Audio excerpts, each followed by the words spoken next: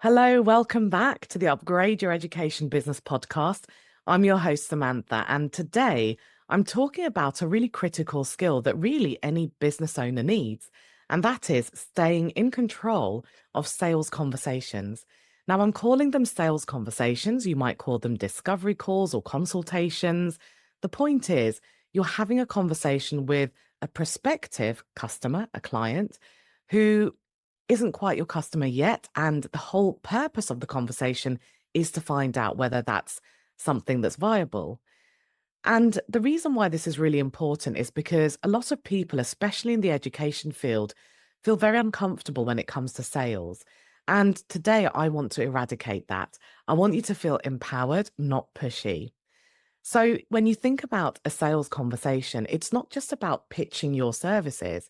It's about connecting with people, steering a conversation. It's about problem solving. So it should feel like a conversation rather than something that's really artificial or something where it's just about fact finding. So, how do you actually do that? Well, that's what this episode is about. It's about staying in control so that you're able to steer the conversation. And that's not necessarily towards making a sale, but it's towards making sure that you're having a conversation that is a win-win for both you and the person you're speaking to. I want you to be able to close that conversation with clarity, with confidence, and with kindness. You don't have to be pushy to actually make a sale. So let's jump in. Welcome to the Upgrade Your Education Business podcast. I'm your host, Sumantha, and I'm so pleased you're here. As an education business owner myself and a former teacher, I understand the nuances that only apply to us. So in this podcast, I share fluff-free, tailored and actionable ideas that you can mould to suit your needs. If you'd like to take this conversation further, please do reach out. I would love to meet you. And finally, it would mean the world to me if you could leave a review. That way, you'll be helping me help more people. Thank you for tuning in. Enjoy. So, why does staying in control even matter when it comes to a sales conversation? Well, to really answer that question, we need to strip things back. We need to know what the purpose of the conversation is. So let's say someone has booked a call with you. That someone could be a client. What's the purpose? Now, you probably think this is a trick question because what's the point of a sales conversation? Surely it's to sell. But let's take this scenario. You're on a call with someone and you're thinking, I'm not sure if I really want to work with this person. Would your purpose be to sell in that situation? Now let's imagine that you're having a conversation with someone and you think, actually, yeah, I would love to work with them and I know I can help them, but they aren't sure. Now you could probably convince them. You could probably be pushy. You could probably work really hard to remove any hesitation. But if you're having to push someone that hard to work with you, then chances are they'll be unreliable because they'll get kind of buyer's remorse. So in that situation, are you also aiming to sell? So when we look at things through that lens, we can see that in a sales conversation, our purpose isn't actually to sell. Our purpose is to explore. It's to work out whether someone is right for us and whether we're right for that someone else as well. So in that situation, we aren't salespeople. We are helpers. We are problem solvers. And the only way to really help someone decide with confidence that we are someone they want to work with or not, we have to stay in control of that conversation. And that means we need to plan it. Now, take note that when I say we have to plan it, that's not the same as having a conversation that's scripted. It's just about having a clear process in place. I recently went through this process with a client of mine who was fed up of people booking calls and not showing up or not really being serious about buying. She felt like she was wasting her time. And she also felt like some of them just wanted to know the price. They weren't really interested in a conversation. But the minute we reframed this, she relaxed into the process. And in fact, she sent me a WhatsApp message saying how liberated she now felt. She was relaxed in the conversations and she was actually starting to enjoy them. The result of the new process was that in 1 week, after one call with me, she actually ended up making 6 sales. Now, that was in a week, and her average is 10 in a month. So she was doing really well by just relaxing and having something that was more process driven and a little bit more planned while still staying really natural. I really specialize in non pushy sales and marketing, and it's actually what led me to coin the attract approach. And it's something I'll be sharing more in coming months. But the aim of this episode is to make sure that you don't feel sleazy or uncomfortable with selling. I want you to actually enjoy it, just like my client does now. So let's start at a point where you are really defining your role in that conversation. Think of yourself as a guide. You're guiding that person through a discovery and exploration of their needs. You're helping them really identify the problems that they want to solve. You're giving them the space to actually release all that tension that they may have been feeling before they met you. And you want to explore how you can uniquely address those needs and how you can help them solve those problems. So let's look at a few key factors we need to consider. Number one, price is always the decision point of a conversation. So let's say someone messages you asking, how much do you charge? You would answer with your price and you would then wait for a yes or a no. You're essentially waiting for a decision. So I don't think we necessarily have to withhold how much we charge. Mine is very transparent, it's on my website. But we also don't have to reply to a message like that with our price straight away either. Because if we do, we have just fast forwarded that conversation. We have skipped past building any kind of relationship and we've gone straight to the decision. We haven't given people a chance to understand the impact that we make, and we haven't given ourselves a chance to really understand what they might be struggling with or why they're actually looking for someone who offers what you offer. So this is where to start. Take a moment to list some questions that would really help you understand why someone is looking for someone like you, to help you understand where their problems are, where their challenges are, why they might be feeling quite stressed out in that moment. And these questions should be really targeted, and really they should show your professionalism and your expertise. When you know what you're talking about, you also know which questions to ask. And it's a huge way to build trust. As I shared recently at the TTA conference and also in the Tutors Mastermind when I did my group class sales clinic, I recently had tonsillitis. And when I went to the doctor, he asked me very relevant and targeted questions. He wanted to see the back of my throat. And that's how he diagnosed me. And therefore, I trusted his diagnosis. If, however, he started asking me about whether my elbow was hurting, then I would have lost that trust because his questions aren't actually showing me anything about his expertise. So he asked the right questions. That meant I trusted his diagnosis. It also meant that I trusted what he then suggested. He suggested antibiotics, and I trusted that that would fix the problem. So when you look at it like that, that's actually the scenario you're creating. You're asking the great questions so that that person feels really seen and heard, and also that you're asking the right questions that shows your expertise. And when you do that and you listen and you respond, they then trust what you're suggesting. They don't necessarily question it. My second tip is to make sure that you qualify your prospect. Now, I know that sounds really salesy, but I promise you it's actually quite easy. All I mean by qualification is taking some steps to understand whether someone is, broadly speaking, a good fit. And this is important because we're all time poor. And so we want to be spending our time with people who are likely to be compatible with us. Of course, you don't know that until you've had the conversation, but there are a few things you can do beforehand, just as a kind of gatekeeper.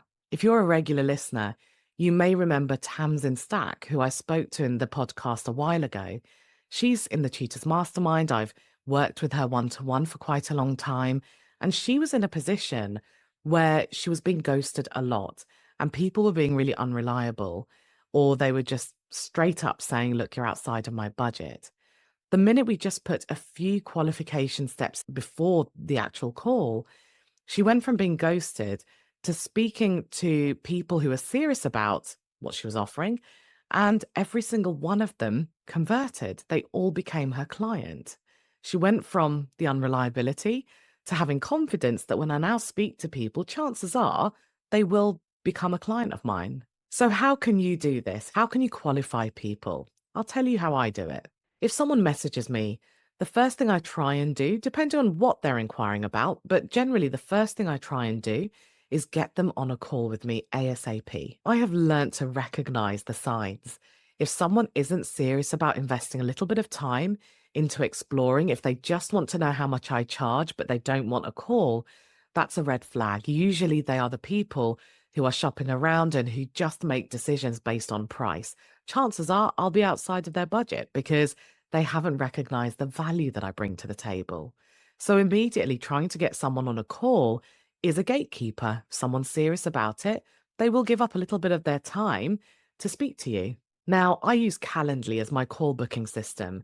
And in there, I ask people a few very targeted questions before they press the confirmation button to book a call. And these questions are really designed to make sure, again, that they are in the right headspace. Because, I've learned from past experience, before I had these questions, people would get on a call just to pick my brains, not because they were interested in working with me. So I have a few questions in place to make sure that that person fully understands the purpose of the call and that they are ready to at least invest. They don't have to buy from me, but I don't want them to be in a situation where they think they can book the call just to get some advice for free, and that's it. Now, I'm fully aware that someone could go to book a call, run through some of those questions, and then that might put them off and they may back out of booking the call. That's what I want. I want the right people to go through the process and book that call, and the wrong people, or if I'm not right for them in that moment in time, I don't want them to book a call. They can book a call when the timing is better. So think about how you might be able to pre-qualify people, because that goes a really long way into having a productive call where someone is cooperative and they want to be there. And it makes asking those questions and finding out that information a lot easier. Now, a third thing to remember is the more you let the other person speak, the more chance there is of you making a sale. I work with a lot of people, or the question comes up a lot, let's say, where they say that they're trying to sell their group classes, but the main objection that they face is that parents will then say, no, I think we would prefer a one-to-one. Now, when we dig a little bit deeper, what's usually happening is they're sharing the logistics and the benefits of their group classes. But what they're not doing is they're not lining their benefits up and their features up with what that person has said they need. Now, the only way to find that out is by listening, is by asking questions, listening, and then thinking about how you can present what you offer in a way that lines up with what they have told you that they need. So you don't need to sell the generic benefits of whatever it is you're selling. You need to line it up with what someone has said that they are struggling with, the problem that they really want your help with. Think about the scenario I mentioned earlier about when I went to my GP because of tonsillitis. If he had just gone straight with prescribing me with antibiotics without asking me any questions in the first place, I would have questioned him. I would have felt hesitant to trust that he is really giving me the right thing because I don't feel like he's understood what the problem is yet. I only felt safe because he made sure that that appointment was about me. He talked about the antibiotics and how I should take it, and he asked me whether I had any allergies.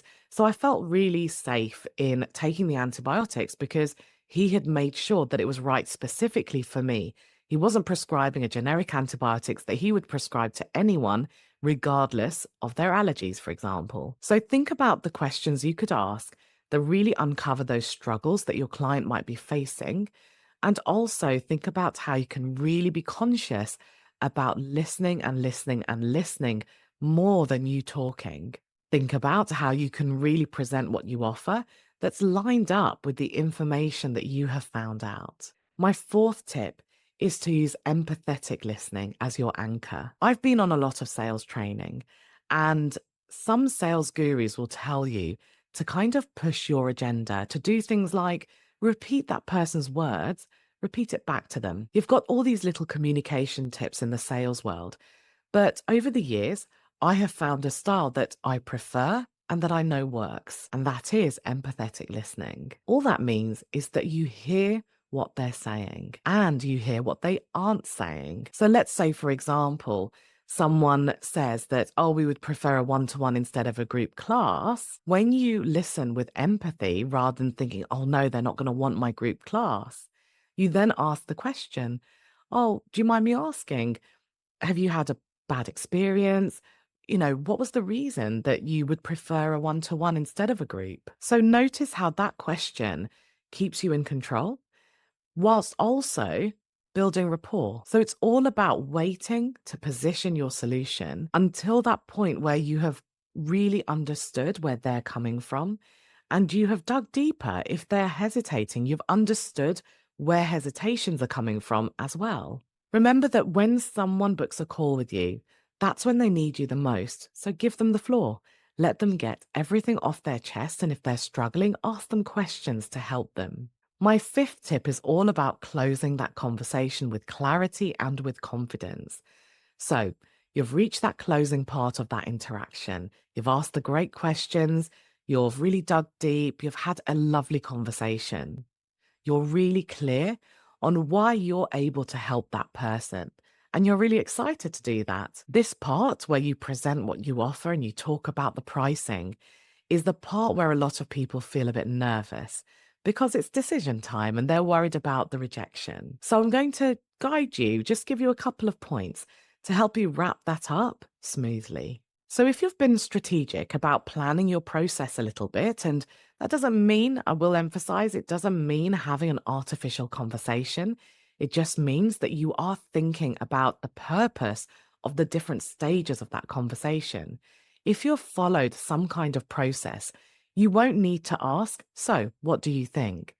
It's a great question to ask. It's actually a really important part of the process as I teach my clients, but it goes a little bit earlier. It's not at this closing part. Instead, you should be closing with a really confident and clear invitation. For instance, you might say, it sounds like we're really aligned on what your child needs. I know that I can help and I'm really excited to do that.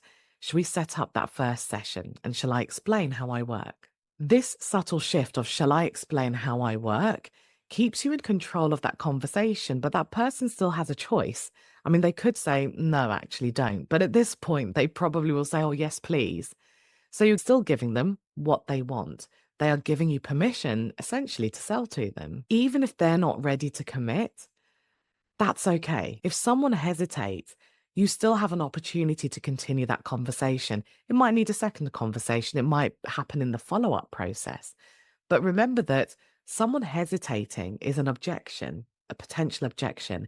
That's not the same as a rejection. So asking for their permission before you sell to them essentially keeps you in control, but it also continues that empathetic tone of saying that, look, I do care about your opinion here. This call isn't just about my agenda. So I want to share a few final thoughts.